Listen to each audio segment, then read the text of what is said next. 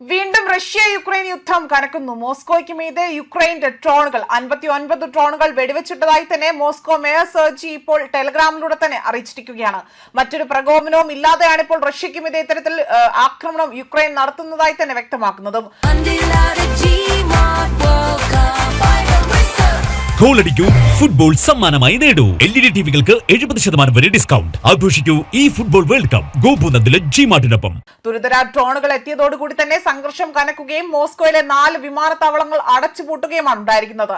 Russian വ്യോമ പ്രതിരോധ സംവിധാനങ്ങൾക്ക് ഡസൻ കണക്കിന് ഡ്രോൺ തകർത്തതിന് പിന്നാലെ ഇപ്പോൾ ഇക്കാര്യങ്ങളെല്ലാം ഈ ഒരു സുരക്ഷയെ കണക്കിലെടുത്തുകൊണ്ട് തന്നെ വിമാനങ്ങളുടെ സുരക്ഷയെ കണക്കിലെടുത്തുകൊണ്ട് തന്നെ വിമാനത്താവളങ്ങൾ അടച്ചുപൂട്ടുകയാണ് ചെയ്തിരിക്കുന്നത്. 59 ഡ്രോണുകൾ വെടിവെച്ചിട്ടതായി തന്നെ മോസ്കോ മേയർ സെർജി ഇവിടെ ടെലഗ്രാമിലൂടെയാണ് അറിയിച്ചത്. ആക്രമണ ഭീഷണിയെ തുടർന്ന് കൊണ്ട് തന്നെ മോസ്കോ ഉൾപ്പെടെയുള്ള പ്രധാന വിമാനത്താവളങ്ങളിൽ സർവീസുകൾ താൽക്കാലികമായി തന്നെ നിർത്തിവച്ചിരിക്കുകയാണ്. റഷ്യയുടെ നിയന്ത്രണത്തിലുള്ള ക്രിമിയൻ നടന്ന ഡ്രോൺ ആക്രമണങ്ങളിൽ 4 പേർ കൊല്ലപ്പെടുകയും 28 പേർക്ക് പരിക്കേൽക്കുകയും ചെയ്തു. റഷ്യൻ സേനയ്ക്ക് ഇന്ധനം വിതരണം ചെയ്യുന്ന ഓയിൽ ഡിപ്പോകളും ഇന്ധന സൗകര്യങ്ങളും ആക്രമണത്തിൽ ലക്ഷ്യമാക്കിയതായി പറയപ്പെടുന്നു.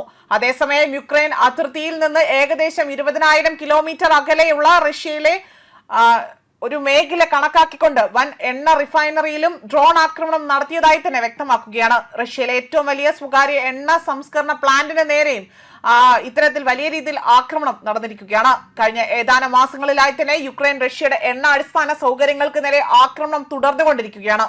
ഇതോടുകൂടി തന്നെ റഷ്യയുടെ തെക്കൻ മേഖലയിൽ ഇന്ധനക്ഷാമം നേരിടുന്നതായി തന്നെ റിപ്പോർട്ടുകൾ ഉണ്ടായിരുന്നു. അവിടെ 3000-ലധികം കിലോമീറ്റർ ദൂരപരിധി ശേഷിയുള്ള ദീർഘദൂര ഡ്രോണുകൾ വികസിപ്പിച്ചതായി തന്നെ യുക്രൈൻ പ്രസിഡന്റ് വ്ളാഡിമിർ സെലൻസ്കി കഴിഞ്ഞ ദിവസം അറിയിച്ചിരുന്നു. അതേസമയം യുക്രൈനിലെ വിവിധ കേന്ദ്രങ്ങളിൽ ലക്ഷ്യമിട്ടുകൊണ്ട് തന്നെ റഷ്യയും ആക്രമണം കടുപ്പിച്ചിരിക്കുകയാണ്. തെക്കൻ യുക്രൈനിലെ ഒഡേസ് എന്ന അതിന് നേരെ റഷ്യ നടത്തിയ ബാലിസ്റ്റിക് മിസൈൽ ആക്രമണത്തിൽ ഒരാൾ കൊല്ലപ്പെടുകയും 3 പേർ പരിക്കേൽക്കുകയും ചെയ്തു. മാത്രമല്ല ഇവിടെ ഈ ഒരു മേഖലയിൽ കാർഷിക സംവിധാനങ്ങൾക്ക് നേരെയായിരുന്നു റഷ്യ ബാലിസ്റ്റിക് മിസൈൽ ആക്രമണം നടത്തിയത്. മിസൈൽ പതിച്ചതിനെ തുടർന്ന് കൊണ്ട് വാഹനങ്ങൾക്കും ഇന്ധന സംഭരണ ടാങ്കുകൾക്ക് പോലും വലിയ രീതിയിലുള്ള കേടുപാടുകൾ അല്ലെങ്കിൽ അവിടെ മൊത്തം തീ പിടിച്ചതായിട്ടാണ് റിപ്പോർട്ടുകൾ സൂചിപ്പിച്ചിരിക്കുന്നത്. മാത്രമല്ല ഇത്തരത്തിൽ വലിയൊരു ആക്രമണം നടക്കുന്ന പശ്ചാത്തലത്തിൽ തന്നെ ലോക എണ്ണ വിപണിയിലെ നിർണായക നീക്കമാണ് ഇന്ത്യ നടത്തിയിരിക്കുന്നത്. അതായത് ഇനി ഏത് സമ്മർദ്ദം എന്ത് തന്നെ ഉണ്ടായാലും അമേരിക്കയുടെയോ അല്ലെങ്കിൽ മറ്റേത് രാജ്യത്തിന്റെ സമ്മർദ്ദങ്ങളോ എതിർപ്പുകളോ എല്ലാം തന്നെ അവഗണിച്ചുകൊണ്ട് തന്നെ റഷ്യയിൽ നിന്ന് അസംസ്കൃത എണ്ണ വാങ്ങുമെന്നും ഇന്ത്യ വ്യക്തമാക്കിയതാണ്. ജൂൺ മാസത്തിലെ പ്രാഥമിക കണക്കുകൾ പ്രകാരം റഷ്യൻ എണ്ണയുടെ ഇറക്കുമതിയാകട്ടെ 39% കുതിപ്പാണ് രേഖപ്പെടുത്തിയത്. ഇതോടുകൂടി തന്നെ ഇന്ത്യയുടെ ആകെ എണ്ണ ഇറക്കുമതിയുടെ പകുതിയിലധികം ഏകദേശം 53.5% ഇപ്പോൾ റഷ്യയിൽ നിന്ന് തന്നെയാണ് ഇറക്കുമതി ചെയ്യുന്നത്. അന്താരാഷ്ട്ര ഉപരോധങ്ങളും രാഷ്ട്രീയ സമ്മർദ്ദങ്ങളും നിലനിൽക്കുമ്പോഴും സ്വന്തം ഊർജ്ജ സുരക്ഷയ്ക്കും സാമ്പത്തിക താല്പര്യങ്ങൾക്കും മുൻഗണന നൽകുന്ന നിലപാടാണ് ഇന്ത്യ സ്വീകരിക്കുന്നത്. മാത്രമല്ല കണക്കുകൾ പ്രകാരം മെയ് മാസത്തിൽ പ്രതിദിനം 1.91 മില്യൺ ബാരൽ റഷ്യൻ എണ്ണ വാങ്ങിയിരുന്ന ഇന്ത്യ ആകട്ടെ ജൂൺ പകുതിയോടുകൂടി തന്നെ അത് 2.66 മില്യൺ ബാരലായി തന്നെ ഉയർത്തുകയാണ് ചെയ്തത്. ഇതോടുകൂടി തന്നെ ഇന്ത്യയുടെ ചരിത്രത്തിലെ ഏറ്റവും ഉയർന്ന റഷ്യൻ എണ്ണ ഇറക്കുമതികളിൽ ഒന്നായി തന്നെ ഇത് മാറുകയാണ് ചെയ്യുന്നത്. അതേസമയം അമേരിക്കയിൽ നിന്നുള്ള എണ്ണ ഇറക്കുമതിയിൽ വലിയ ഇടിവാണ് രേഖപ്പെടുത്തിയിരിക്കുന്നത്.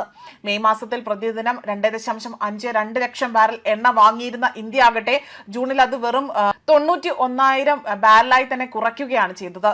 മാത്രമല്ല റഷ്യ ആകട്ടെ അവരുടെ എണ്ണയുടെ ഇറക്കുമതി ആണെങ്കിൽ പോലും വളരെ വലിയ രീതിയിൽ അത് കൂട്ടുകയും ചെയ്തിരിക്കുകയാണ്. ഈ ഒരു പശ്ചാത്തലത്തിൽ കൂടിയാകാം ഇത്തരമൊരു ആക്രമണം ഇവിടെ ഉണ്ടാക്കിയിരിക്കുന്നത് എന്നതാണ് മറ്റൊരു വിലയിരുത്തലായി തന്നെ പുറത്തു വന്നിരിക്കുന്നത്. ന്യൂസ് ഡെസ്ക് കർമ്മ ന്യൂസ്.